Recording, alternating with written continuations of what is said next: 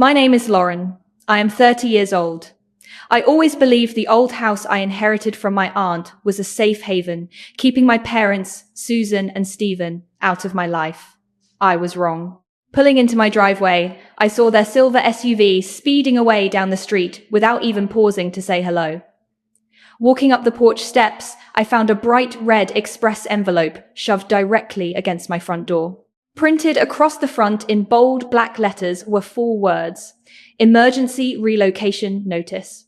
I touched the heavy paper, a sudden chill hitting my chest, knowing my parents had left it there. Before I tell you what horrifying papers were inside that red envelope, tell me, where are you watching this from right now? And what time is it there? I am curious how far this story will travel. I carried the red express envelope inside, my fingers trembling slightly as I set it down on our heavy oak kitchen table.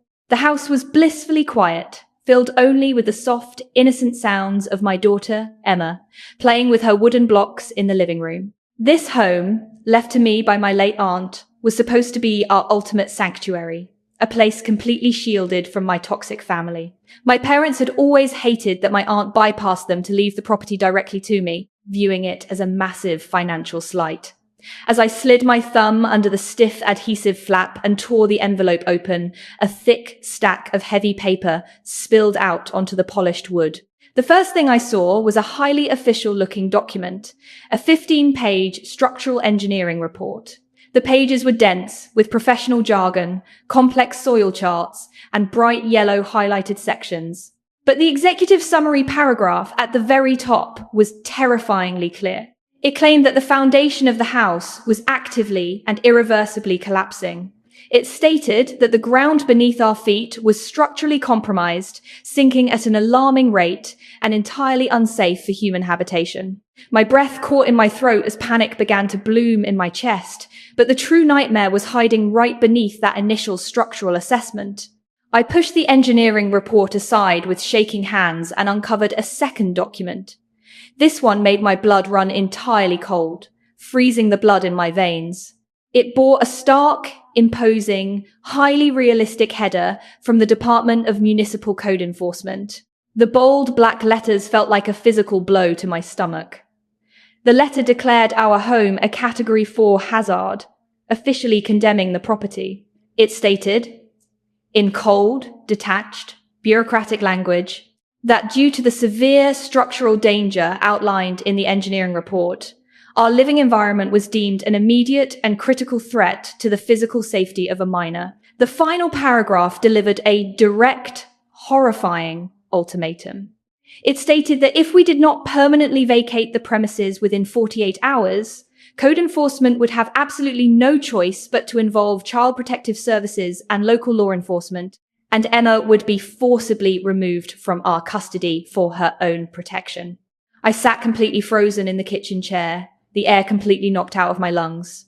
My vision blurred with immediate tears as I stared at those unforgiving words over and over again. They were going to take my little girl. The sheer, suffocating terror of that threat paralyzed every muscle in my body. I could hear Emma babbling happily to her toys just a few feet away, blissfully humming a little tune, completely unaware that our entire world was allegedly crumbling beneath us and that unseen authorities were threatening to rip our family apart. I frantically pulled my cell phone from my pocket and dialed the 1-800 number prominently printed at the bottom of the condemnation notice. I waited for a ring, for any official voice to explain this impossible mistake, but the call immediately dropped. I pressed the speaker button, and a strange, rhythmic, static noise hissed through the quiet kitchen. It was an unnatural, pulsing, electronic interference. A sudden, dark suspicion crept into my mind. I remembered my mother's cold eyes and my father's obsession with real estate. I bypassed the terrifying threats and flipped to the last page of the engineering report. Attached to a premium business card for Stephen's real estate firm was a blank, ready-to-sign voluntary deed transfer form. My own parents had engineered this entire horrific panic to steal my home. My mouth went dry. I needed water. I went to the refrigerator, but the dispenser sputtered and died. Frustrated, I wedged my hands into the tight space, pulling the heavy appliance away from the wall. I peered into the dusty gap. There, plugged directly into the hidden lower outlet, was a strange, black, rectangular device with two thick antennas and a blinking green LED light. I squeezed behind the fridge, snapped a picture of the serial number, and sprinted out the front door. I stood in the middle of our street until my phone caught a faint signal. The search results confirmed my nightmare. It was a high-grade cellular signal jammer. Every outbound call I tried to make had been electronically hijacked. Shaking violently, I dialed 911. A seasoned cop named Officer Davis arrived within minutes. I led him into our kitchen, handing him the fake documents and pointing out the blinking device behind the refrigerator. That was the exact moment the front door opened, and my husband, Kevin, walked in, exhausted from a long day at work. He stopped dead in his tracks. He took one look at my tear-streaked face, the scattered papers, and Officer Davis standing in our kitchen. The color drained from his face in an instant. He dropped his briefcase onto the floor, went completely frighteningly pale, and whispered, "Lauren, please don't tell me. Your parents actually did it." Officer Davis looked at us, his expression turning furious. "You were exactly right to call us," he said. He pulled a pair of blue nitrile evidence gloves from his belt and carefully unplugged the black rectangular device. The moment the metal prongs left the socket, my phone chimed loudly with a backlog of delayed text messages and emails. The invisible, suffocating net over our home had been instantly lifted. Officer Davis did not touch anything else. He immediately called for specialized backup. Within 20 minutes, an unmarked van pulled into our driveway, and a cybercrime technician named Tech Hayes walked through our front door carrying a heavy silver case. He set up a secure, rugged laptop on my dining table and connected the seized jammer to his diagnostic software using a specialized cable. We sat in stunned silence, watching his fingers fly across the keyboard as lines of complex code reflected in his glasses.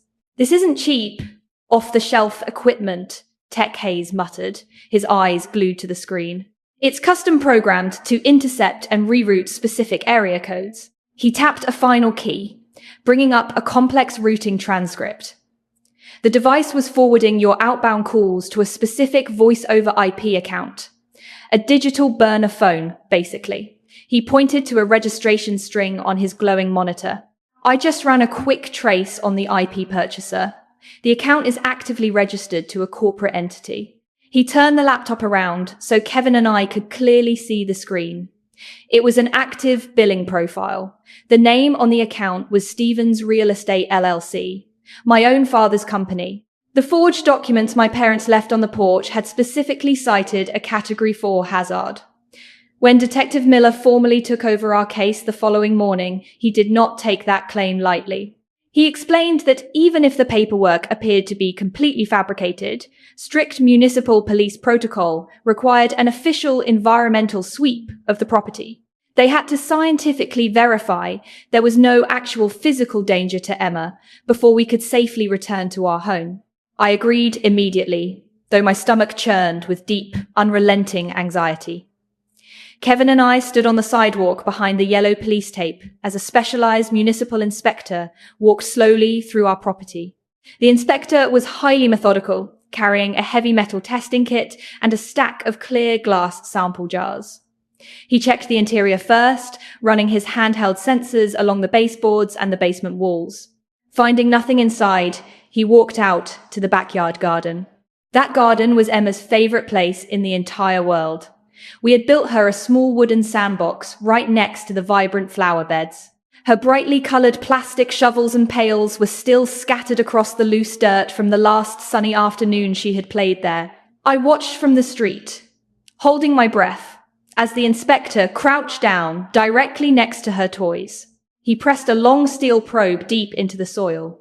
Within seconds, a sharp, urgent mechanical beeping sound drifted across the quiet lawn. The inspector stood up abruptly, his expression grim, and waved Detective Miller over. Kevin grabbed my hand, squeezing it so hard my fingers ached. We were escorted past the police tape and led cautiously into the backyard. As we approached the garden beds, a distinct, deeply foul-smelling odor hit my nose. It was sharp, chemical, and entirely unnatural, smelling strongly of raw ammonia and decaying sulfur. The inspector looked directly at me. He explained that the test results were undeniable. The soil surrounding our foundation and saturating the garden was heavily contaminated with a mild but highly corrosive chemical runoff. He told us it was not a random industrial spill or a natural occurrence. This specific chemical compound was an industrial acid blend deliberately designed to rapidly degrade concrete and manipulate foundation soil samples. Someone had systematically poisoned the earth beneath our home to artificially produce a failed structural test. I felt the blood drain completely from my face as I looked down at the dark, wet soil clinging to Emma's small pink shovel. My parents had done this. Detective Miller immediately called in a municipal utility crew to trace the exact source of the contamination. For 3 agonizing hours, they dug along the property line, meticulously following the underground path of our automated sprinkler system. Just before noon, they found it. Hidden beneath a thick patch of overgrown ivy near the back fence line was a freshly buried bypass valve.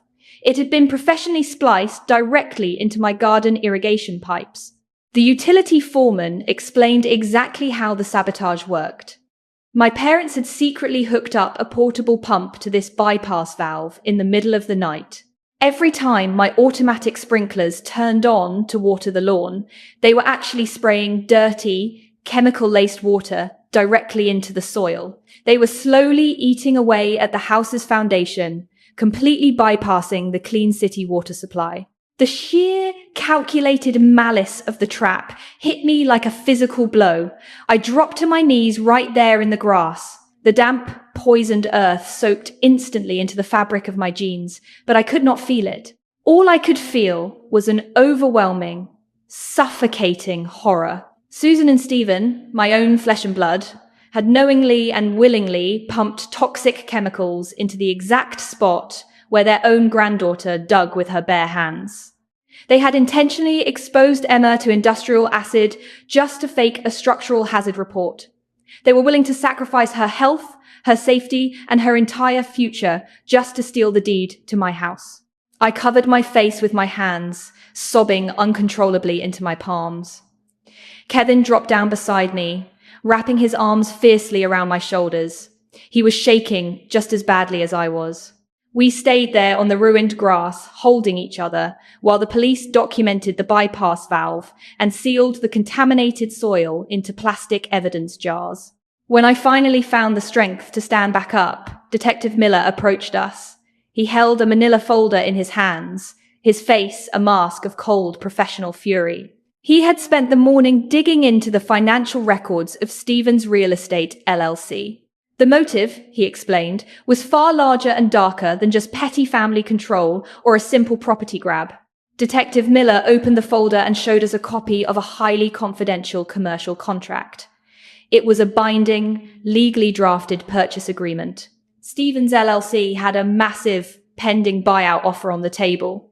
A major commercial developer known as Apex Builders was aggressively trying to acquire our entire neighborhood block to construct a sprawling luxury condominium complex. My house was the very last piece of property holding up the deal. My aunt had refused to sell to them for years, and I had unknowingly inherited the final, stubborn roadblock.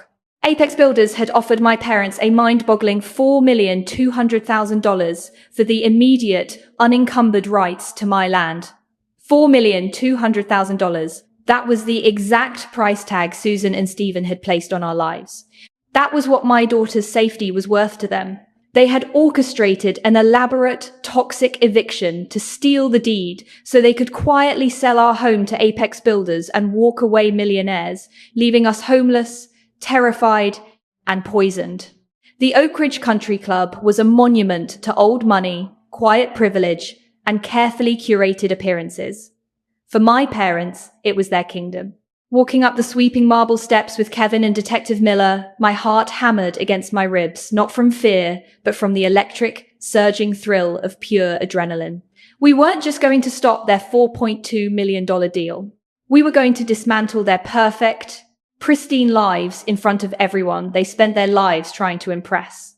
Detective Miller flashed his badge to the terrified concierge, who silently pointed a trembling finger toward the executive suites.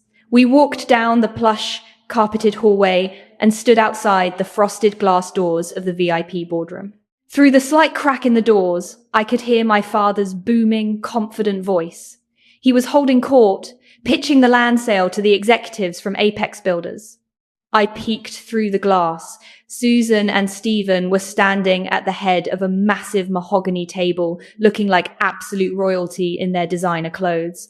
My father was flashing his most charismatic smile, assuring the executives that the deal was virtually closed. He confidently claimed that I had already agreed to vacate the property due to a severe structural hazard, and that he was simply waiting for me to arrive and hand over the signed voluntary deed transfer form. I pushed the heavy double doors open. They hit the walls with a loud, echoing crack that silenced the room instantly. 5 Apex executives turned in their leather chairs to stare. My mother's polite, practiced smile vanished, replaced by sheer, unadulterated panic. My father's jaw literally dropped, his charismatic facade crumbling in an instant as he realized what I was holding. "Sorry I'm late," I said, my voice eerily calm. I walked straight to the head of the room, bypassed my father entirely, and slammed 2 items down onto the center of the mahogany table. My original certified property deed and the thick, terrifying chemical soil analysis. "Lauren, what the hell are you doing here?" my father hissed, his face turning an angry shade of purple. "You're making a scene." I ignored him, locking eyes with my mother. She was shrinking back against the wall, her eyes darting toward the exit. "I'm just confused, Mum," I said, stepping closer to her. "Your fake report claimed the foundation was sinking naturally, but the police just dug up a secret acid pump, destroying my property." I leaned in, refusing to let her look away. "You haven't visited my house in over 6 months. So tell me, Susan, how did you know exactly where to hide that bypass valve under the overgrown ivy at the back fence line?" The boardroom was dead silent. The Apex executives looked back and forth between us, their expressions souring from confusion to deep suspicion. My mother, cornered and suffocating under the pressure of the audience, started to shake. She looked at my father for help, but he was frozen. She stammered, her chest heaving, her perfectly manicured hands trembling. "The foundation. The foundation you deliberately destroyed?" I pressed, my voice rising, pushing her right to the edge. "How did you know exactly where to pump those chemicals, Mom?" The pressure broke her. The pristine, country club facade shattered into a million pieces. "Because we put the chemicals there ourselves to get you out!" she screamed, her voice cracking hysterically, echoing off the boardroom walls. "You stupid, stubborn girl. That land was ours." "Thank you, Susan. That's exactly what we needed to hear," a deep voice announced. Detective Miller stepped into the boardroom, fully uniformed, his badge gleaming under the crystal chandelier. He didn't even acknowledge the executives. He walked straight to my father and dropped a crumpled piece of paper directly onto the mahogany table. "That is a commercial supply receipt for 40 gallons of high-concentrate muriatic acid and concrete degraders," Miller said coldly. "Signed by you, Stephen." Miller held up his phone and pressed a button. The unmistakable, rhythmic static of the cellular jammer filled the quiet boardroom, followed immediately by a digital voice log tracing the diverted 1 to 800 calls straight to Stephen's Real Estate LLC. The lead executive from Apex Builders stood up. His face was a mask of pure disgust. "We do not do business with criminals," he said sharply. He snapped his briefcase shut. The other 4 executives followed suit, packing up in silence and walking out the door without a single backward glance. My father's $4.2 million deal evaporated into thin air in less than 10 seconds. "Stephen and Susan Hayes," Detective Miller said, pulling out a pair of heavy steel handcuffs. "Stand up and put your hands behind your backs. You are under arrest. The satisfying, metallic click of those handcuffs closing around my parents' wrists was the most beautiful sound I had ever heard. But the true, ultimate catharsis wasn't in the boardroom. It was the walkout. We marched them out of the suite and straight through the main lobby of the country club. It was a busy Saturday afternoon. The lobby was packed with their wealthy friends, their golf partners, their high society peers. As the police escorted them through the center of the room, every conversation stopped. Every head turned. The silence was deafening. My mother sobbed, trying desperately to hide her face behind her bound hands. My father stared at the marble floor, his face bright red, utterly stripped of his power, his money, and his prestige. They were ruined, completely and publicly, and they had done it entirely to themselves. The justice system moved with a swiftness that finally allowed me to breathe. When the judge handed down the verdict, I didn't feel pity or regret. I only felt an overwhelming sense of relief. Susan and Stephen were convicted of child endangerment and wire fraud, alongside heavy charges for property sabotage. They were handed multi-year prison sentences. As the bailiffs led them out of the courtroom in handcuffs, they didn't look like the wealthy, untouchable elites they once pretended to be. They just looked small. The criminal charges weren't enough to fix the physical damage they had done to our sanctuary. I immediately filed a massive civil suit against them. We seized every remaining asset they had left to their names. I didn't want their money to buy luxury cars or expensive vacations. I used every single penny to hire an elite environmental excavation crew.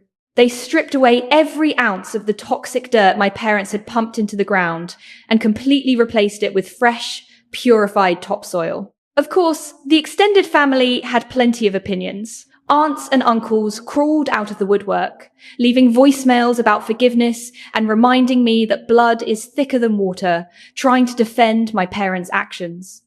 I didn't argue. I didn't try to explain myself. I just blocked their numbers and cut all contact to protect Kevin and Emma. For a long time, society conditions us to believe that walking away from your family is the ultimate sin. But I've learned a profound truth. Cutting off toxic blood relatives isn't a betrayal. It is an act of deep, unapologetic self-respect. Sharing DNA with someone does not give them a free pass to pump poison into your life. Real family isn't an obligation you are born into. It is a fortress built on safety, mutual care, and unwavering trust. I didn't lose my family. I finally recognized the one I actually had in Kevin and Emma. Today, the air in our backyard smells like wet earth and blooming life. I stood on the porch this morning, watching Emma dig her little plastic trowel into the clean, rich dirt.